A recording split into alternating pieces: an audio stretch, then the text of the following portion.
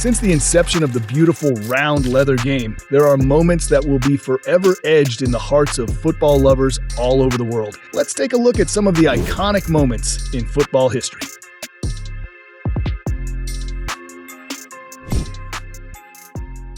There have been few games in World Cup, and indeed football history, that have left more of a lasting impact on the sport than Argentina's victory over England in the 1986 quarterfinals in Mexico City.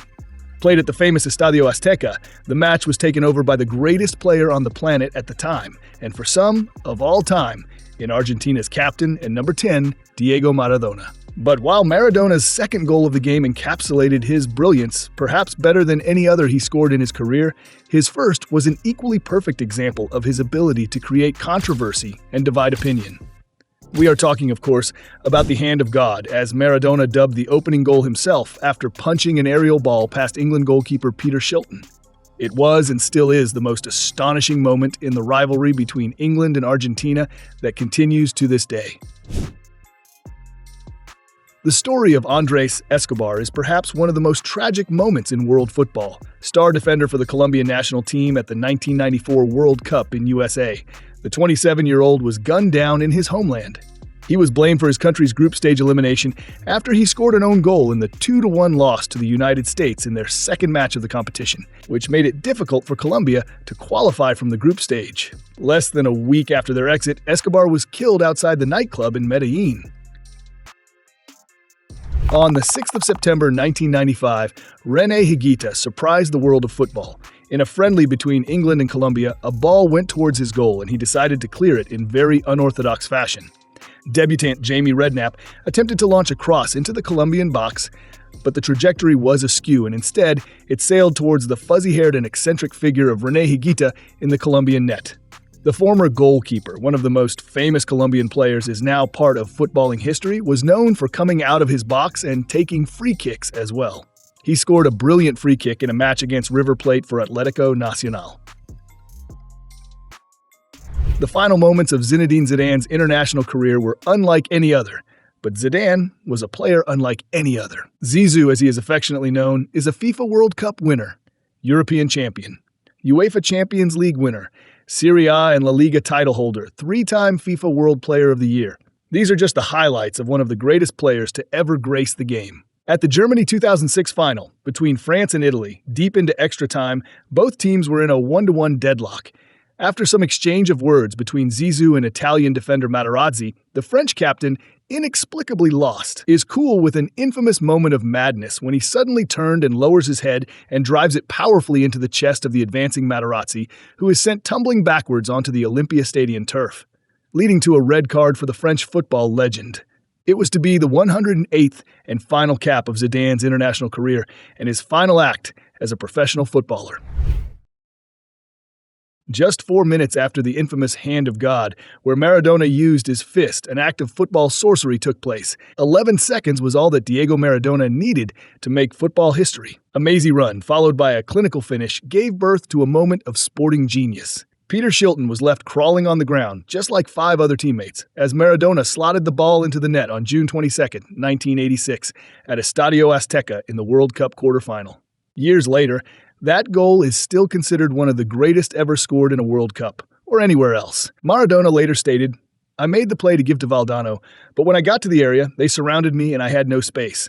Therefore, I had to play and finish it myself." Cameroonian star Roger Miller was an integral part of the indomitable Lions team that made it to the quarterfinals of the World Cup in 1990, scoring twice against Romania, and then matching that total in extra time against Colombia.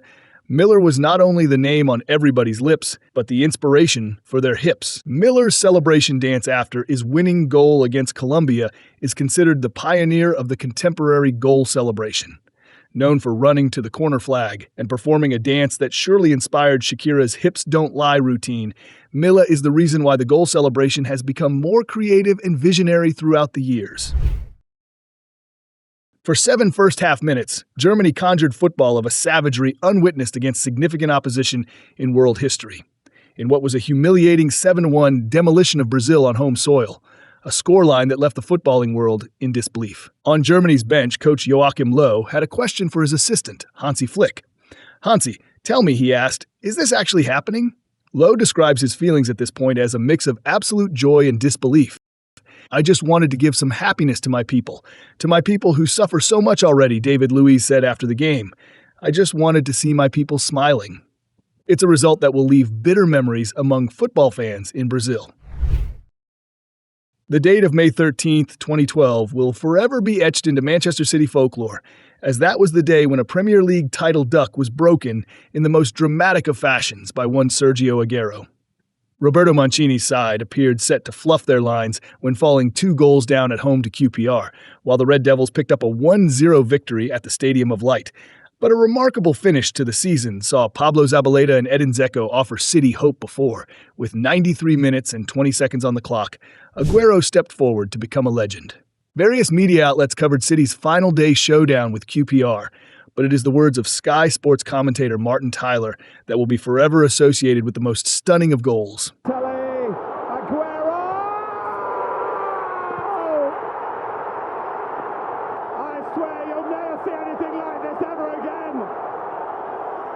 Watch it, drink it in.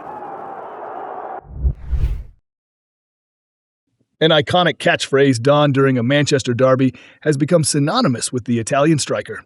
The 3 words "Why always me" are synonymous with Mario Balotelli, with the iconic statement blending into the mystique of a player whose talent and off-field antics earned him recognition.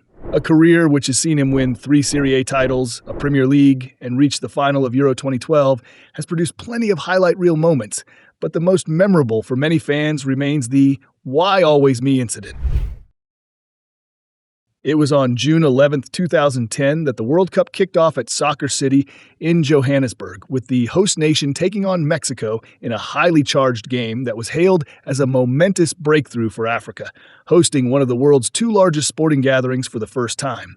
The 2010 World Cup was lauded for providing a different feel, showcasing the best of African culture, with Ghana the standout team from the continent after coming close to making the semi-final.